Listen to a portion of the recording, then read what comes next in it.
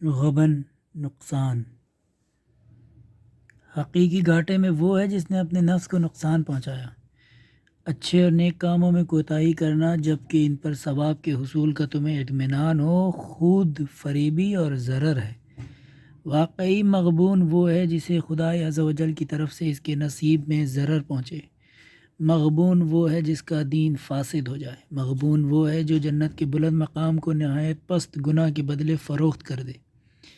مغبون وہ ہے جو دنیا میں اس طرح مشغول ہو جائے کہ آخرت کا حصہ اس کے ہاتھ سے نکل جائے۔ مغبون وہ ہے جو اپنی عمر میں ضرر اور نقصان دیکھے، اور مغبوط یعنی قابل رشک وہ ہے جس نے اپنی ساری عمر خدا کی اطاعت میں گزار دی۔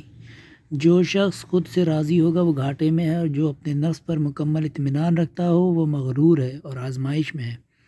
کافر، ہیلہ گر، کمینہ اور خائن ہے، وہ اپنے نفس سے فریب خوردہ اور مغبون ہوتا ہے۔ اگر تم نے برا کام کیا تو یقیناً اپنے نفس کی توہین کی اور اپنی ذات کو نقصان پہنچایا۔